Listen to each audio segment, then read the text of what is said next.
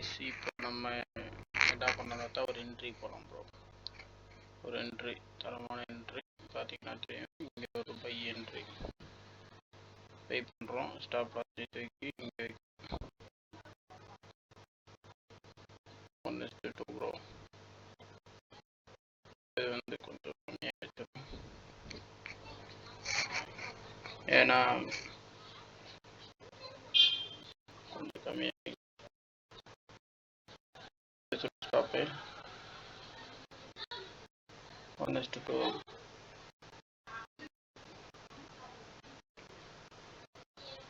என்ன பண்ணுறாங்கன்னு பார்ப்போம். அங்கே ஒரு புல் ரெட் நடக்குது, என்ன பண்ணுறாங்கன்னு பார்ப்போம். ஓகே, கன்ஃபார்மாக மேலே ஏற்றுவோம், பார்ப்போம்.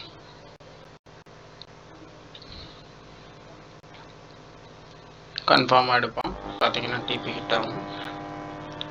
அடுத்து நம்ம என்ன பண்ணுறோன்னு பார்க்கலாம். இப்போ என்ன பண்ணுறோன்னு பாருங்க.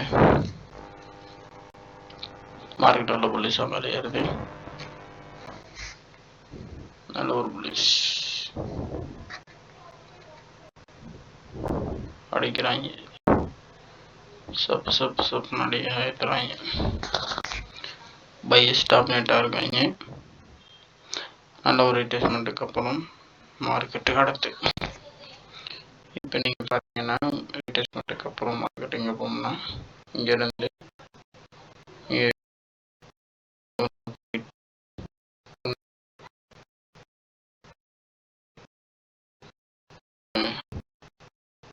நான்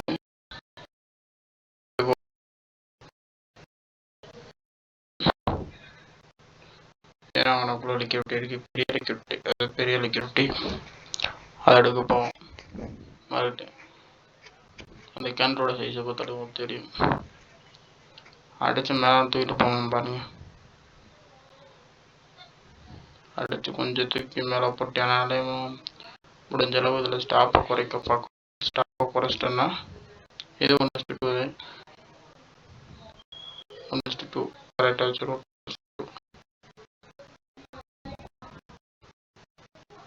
1:2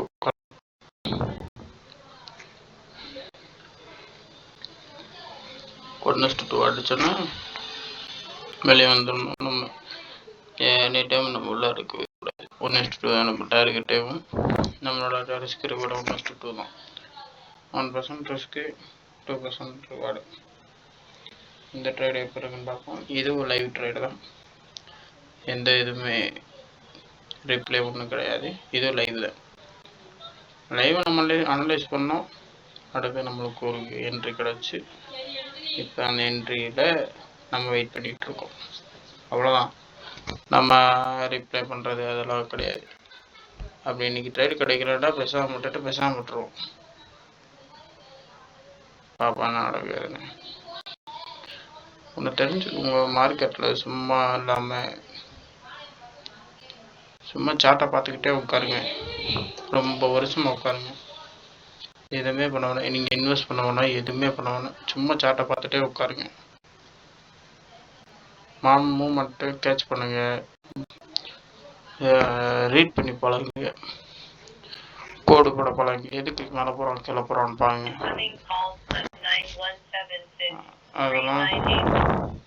அதெல்லாம் பண்ணீங்கன்னா நீங்கள் பெரிய ட்ரேடர் நீங்கள் பெரிய ட்ரேடராக வேணும். என்னையோட பெரிய ட்ரேடர், நல்ல ட்ரேடராக இல்லை, பெஸ்ட் ட்ரேடு நீங்கள் வாங்கணும்னா எல்லா பேரும் அந்த ஸ்ட்ராட்டஜின்றாங்க. எதுவுமே தேவையில்லை. ஒரே ஸ்ட்ராட்டஜியில் எதுவும் கணக்கு முடியாது. எந்த ஸ்ட்ராட்டஜி வேணால் ஃபாலோ பண்ணுங்கள். நீங்களாம் ஒன்று உருவாக்குங்க. சும்மா மேலே போகுதுன்னு பை பண்ணுங்க, மேலே போகுதுன்னு செல் பண்ணுங்க, என்ன வேணால் பண்ணுங்க. ஆனால் ரிஸ்க் மேனேஜ்மெண்ட்டு கரெக்டாக இருக்கணும், மணி மேனேஜ்மெண்ட்டும் கரெக்டாக இருக்கணும். எல்லாத்தையும் கரெக்டாக மேனேஜ் பண்ணிட்டு எல்லா ட்ரேடுமே 50% தான் வாய்ப்பு இருக்கும். ஒரு சில பேர் 90% இருக்கும் போய். அதெல்லாம் எதுவுமே இதில் கிடையாது. நம்ம எக்ஸ்பீரியன்ஸ் தான் எல்லாம் பேசும். எவ்வளோக்கு எவ்வளோ நீ எக்ஸ்பீரியன்ஸாக இருக்கீங்களோ அவ்வளோ உங்களோட பவர்னு வைங்க. அதாவது இப்போ நீங்கள் ஒரு ட்ரேடர்கிட்ட போய் நீங்கள் கற்றுக்க போகிறீங்கன்னா நீங்கள் போய் கேட்க வேண்டியது எவ்வளோ வருஷமாக இருக்கீங்கன்னு மட்டும்தான் கேட்கணும். நீங்கள் சும்மா ப்ராஃபிட்டபுளாக இருக்கீங்களா, இதாக இருக்கீங்களா, அதாக இருக்கீங்களா, அதெல்லாம் தேவையில்லை. எவ்வளோ வருஷமாக இருக்கீங்க போய் கேளுங்க. குறைஞ்சது ஒரு 5 வருஷத்துக்கு 6 வருஷம் அதுக்கு மேலே இருந்தவங்ககிட்ட மட்டும் போய் கற்றுக்குங்க. சும்மா அந்த 1 வருஷம் 2 வருஷத்தில் சும்மா அறவரையை கற்றுக்கிட்டு அவங்ககிட்ட தான் போவாங்க. 5 வருஷத்துக்கு மேலே இருக்கவங்ககிட்ட மட்டும் போய் கற்றுக்குங்க. கற்றுக்கிட்டிங்கனாலே போதும், அதுவே பெரிய டைம்.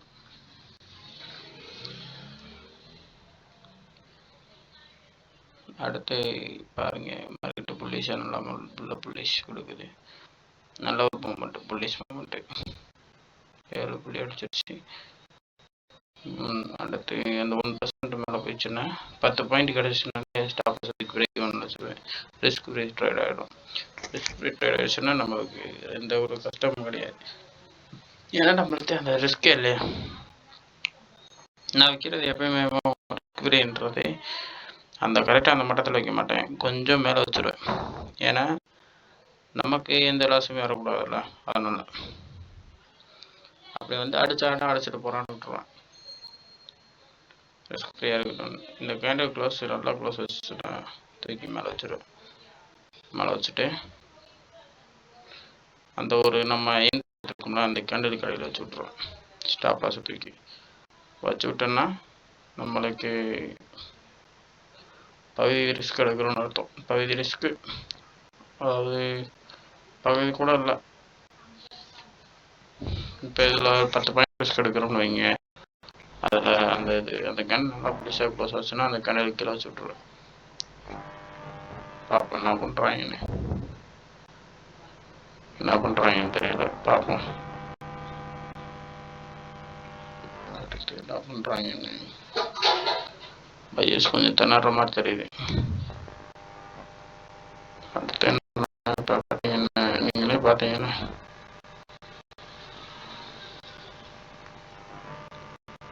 இங்கேருந்து அடுத்த போக முடியாது.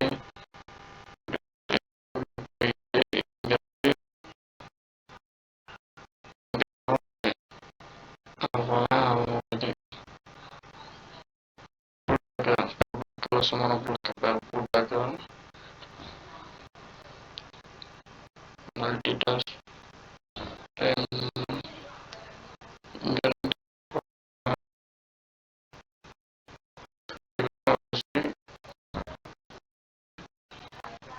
அடுத்த கதை என்னன்னு தெரியும், பார்ப்போம்.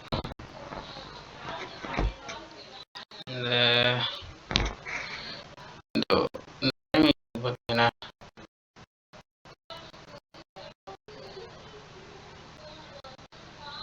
இந்த டைமிங் இருக்கு எல்லாமே. இந்த டைமிங்ல அந்த டைமில் மட்டும் கொஞ்சம் மார்க்கெட் கொஞ்சம் பவராக ரியாக்ட்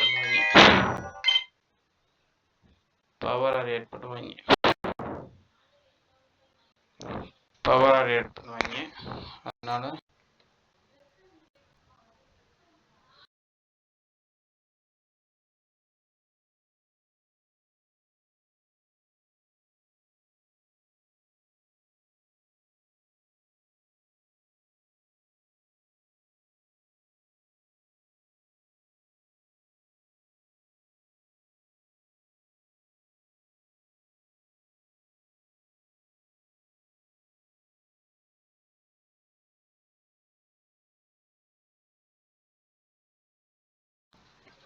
சாரி கேஸ் ஒரு ஃபோன் வந்துடுச்சு, அதனால தான். எப்படிங்க சும்மா இருக்கும்போது சும்மா ஃபோன் போட்டுக்கிட்டே இருப்பாங்க, அதோடங்க. இப்போ பார்த்தீங்கன்னா மார்க்கெட்டு கொஞ்சம் பீரிஷாக தங்குற மாதிரி தெரியலாம். அது புல்லிஷாக கொஞ்சம் க்ளோஸ் செஞ்சேன்னா வச்சுருப்பேன். இப்போ ஒன்றும் பிரச்சனை இல்லை, பார்ப்போம். நான் ஸ்டாப் அடித்தாலும் பிரச்சனை இல்லை. நேற்று ஒரு 2% ப்ராஃபிட்டில் தான் இருக்கும். சரியான என்று அது பாப்பா என்ன பண்ணுறாங்க.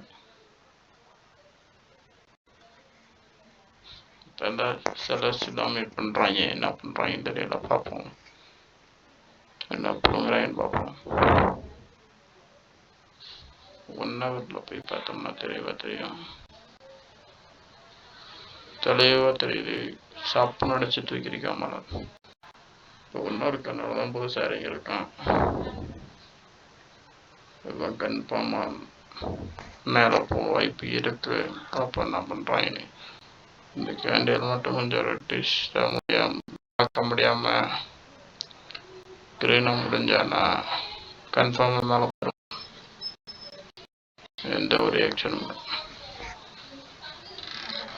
முதல்ல இந்த கோல்டு ட்ரெட்ன்றது வந்து ரொம்ப கஷ்டமாக இருந்துச்சு. ஏன்னா இந்த இவ்வளோ பாயிண்ட்லாம் மூவ் ஆகாது. 10 பாயிண்ட்லாம் ரொம்ப ரேர். 10 பாயிண்ட்டும் கேட்ச் பண்ணவே முடியாது. இப்போலாம் 20 பாயிண்ட் அசால்ட்டாக கேட்ச் பண்ணுறோம். 10 பாயிண்ட் கேட்ச் பண்ணுறதே பெருசு.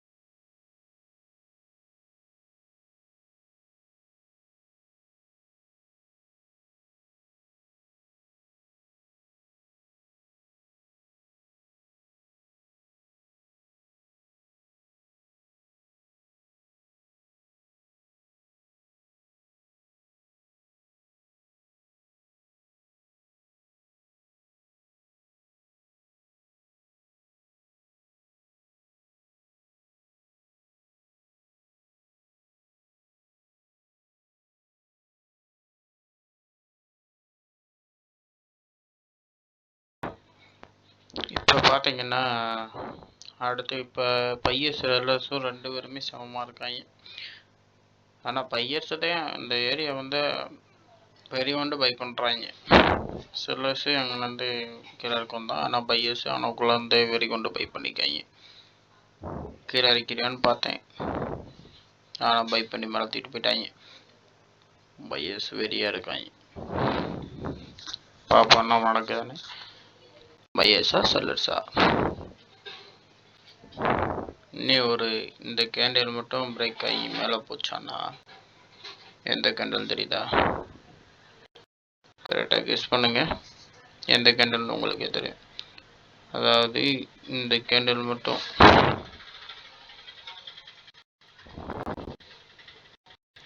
பிரேக் பண்ணி க்ளோஸ் வச்சா ஸ்டாப்பத்துக்கு இந்த கேண்டில் க்ளோஸ் விட்டுரும்.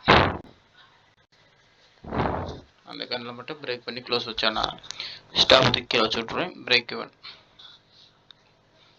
இவனுக்கு கொஞ்சம் கீழே லைட்டாக ஒரு $10 எவ்வளோ தெரியல, எவ்வளோ பாயிண்ட் வரும்னு தெரியல. இந்த பாயிண்ட் அளவு லாஸ் வச்சு விட்டு ஜம்முன்னு இருப்பான். ஆனால் அந்த ரெட் கலர் கேண்டில் வரைக்குமா போவோம். அந்த ரெட் கலர் லைன் இருக்கும் மேலே போட்டிருக்கான் பார்த்தீங்களா, இந்த லைனே வரைக்கும். ஆனால் நம்மளுக்கு தேவையானது அது வரைக்கும் வைக்கலாம், இது வரைக்கும் வைக்கலாம். ஆனால் அது அளவுக்கு நம்மளுக்கு தேவையில்லை. நம்மளுக்கு ரெண்டு இருந்தால் போதும். நமக்கு அவ்வளோதான் வேணும், அதெல்லாம் தேவையில்லை. நம்மளுக்கு 2 இருந்தால் போதும். நம்மளுக்கு போதும்னு ஒரு மனப்பான்மை வச்சுக்கோங்க. அது இருந்தால் போதும், அவ்வளோ இருந்தால் போதும்னா அவ்வளோதான். எவனாலையும் நம்மளை தடுக்கவே முடியாது. நம்ம வர ப்ராஃபிட்டு 1:2 3 கூட கிடையாது, 2 தான். சட்டுன்னு நல்லா செல்ல செக் பண்ணுறாங்க. ஆனால் பையஸ் அங்கே அந்த ஏரியாவை விட்டு தாண்ட விட பண்ணுறாங்க. பை பண்ணி மேலே தூக்கிட்டு போயிட்டாங்க. வாடா போகும்டான்னு. ஆனால் அவங்க கீழே சொல்கிறாங்க, பையஸு கூட்டு போயிட்டே இருக்காங்க. 2 கேண்டில் ஆயிருக்கு, ஒரே கேண்டில் ரிஜெக்ட் பண்ணியிருக்காங்க. திரும்பி சப்பன் அடிச்சு மேலே தூக்குவாங்கன்னு நினைக்கிறேன். பாப்பா என்ன பண்ணுறாங்க.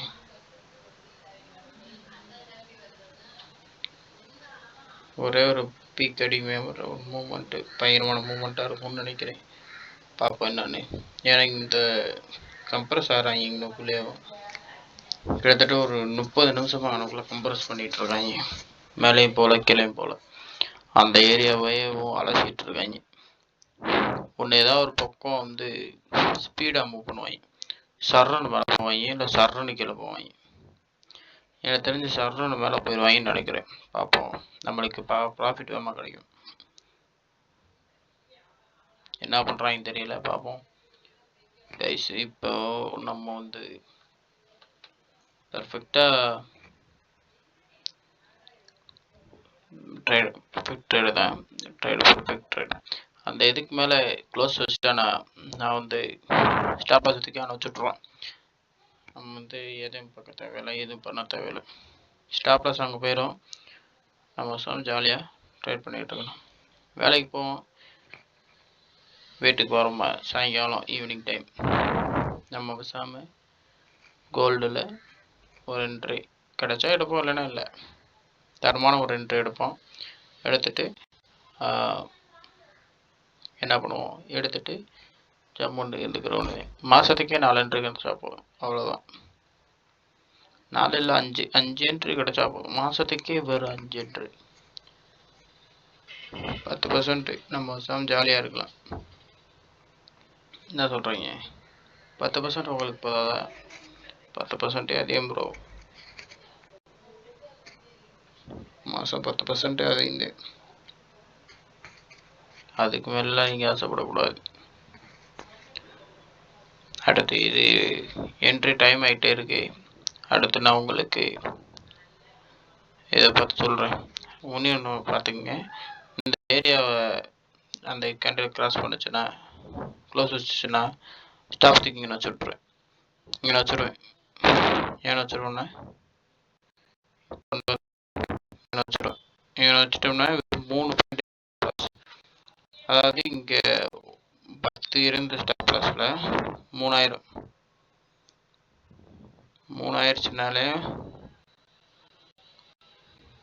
மூணாயிரச்சுனாலேயும் பார்த்தீங்கன்னா உங்களுக்கே தெரியும். வெறும் 3 ஸ்டாப் லாஸ், வெறும் 3 பாயிண்ட்டு தான் ஸ்டாப் லாஸ். 10 பாயிண்ட் இருந்ததில் 3 மாறிடும். 10 பாயிண்ட்லேருந்து 3னா நீங்கள் கணக்கு பண்ணிக்கிங்க. கிட்டத்தட்ட 3ல் ஒரு பங்கு குறைஞ்சிரும். 3ல் ஒரு பங்கு, அதாவது பகுதி கூட இல்லை, பகுதிக்கும் கீழே வந்துடும் ஸ்டாப் லாஸ். ஓகேவா? அடுத்து வீடியோ கொஞ்சம் லென்த்தாக போயிட்டுருக்கேன், அதனால் அடுத்த வீடியோவில் பார்க்கலாம்னு நினைக்கிறேன். எனக்கு தெரிஞ்சு ஸ்டாப் லாஸை குறைச்சி வச்சுருவோம்னு பார்க்குறேன். அதை ஹேண்டில் க்ளோஸ் வச்சேன்னா ஸ்டாப் லாஸை குறைச்சி வச்சுருவேன். சரி, வீடியோ கொஞ்சம் லென்த் ஆயிடுச்சு, அடுத்த வீடியோவில் பார்க்கலாம். ஓகேவா? நம்ம எப்போ வாய்ப்பு கிடைக்குதோ அப்போல்லாம் என்ட்ரி எடுத்து கொஞ்சம் பறிச்சுக்கிற வேண்டியதையும் ஜம்ப் பண்ணு, அவ்வளோதான் நம்மளால் முடிஞ்சது. சரியான மூமெண்ட்டு பார்த்தீங்கன்னா டப்புன்னு அடிக்கிறான். இப்போ என்ன பண்ணலாம், அந்த மூமெண்ட்லேயும் ஸ்டாப் லாஸை தூக்கி வச்சிடும். பிரேக் ஈவனோட ஒன்றும் பிரச்சனை இல்லை. பிரேக் ஈவன், அதாவது ரிஸ்க் ஃப்ரீ ட்ரேடு. தட்டுறாங்க, ஒரே கேண்டலில் எப்படி தட்டுறாங்கன்னு பாருங்க. சப்புன்னு தட்டிட்டேன், மேலே தூக்கிட்டு போயிட்டேன். பூரா பேத்தி வாங்கன்னு மேலேயே தூக்கிட்டு போயிட்டாங்க. பூரா பேரும் வாங்கன்னு, ஒன்றும் பிரச்சனை இல்லை. பிரேக் ஈவன் தான். இன்னைக்கு கொஞ்சம் தட்டினா என்ன, ப்ராஃபிட், ஃபுல் ப்ராஃபிட் நம்மளுக்கு தான் வச்சுக்கோங்க. பாப்பா என்ன பண்ணுறாங்கன்னு. பிரேக் ஒன்றில் வச்சுட்டேன். இப்போ ரிஸ்க் ஃப்ரீ ட்ரேடு. பிரேக் ஒன்றா நான் இங்கே வைக்க மாட்டேன், இங்கே நோக்கில் வச்சிடும். வச்சுட்டேன்னா நமக்கு ரிஸ்க் ஃப்ரீ ட்ரேடு ஜாலியாக இருக்கும். இப்போ ஜாலி. எனக்கு கீழே வந்து போனாலும் எனக்கு லாஸ் கிடையாது. இப்படியே ஒரு 10 ப்ராஃபிட்டாக வச்சுருப்பேன். எப்படியும் கமிஷன்லாம் எடுத்து போக கரெக்டாக இருக்கும். லாஸ்ட் எனக்கு தெரியவே இல்லை. இப்போ இந்த ட்ரேட் பண்ணாலும் போட்டு விட்டுருவேன். இப்போ எனக்கு 1% மேலே ப்ராஃபிட்டில் தான் இருக்குது. என்ன பண்ணுறாங்கன்னு பார்ப்போம். ஓகேவா? சரி, டைம் ஆச்சு, அடுத்த வீடியோவில் பார்ப்போம்.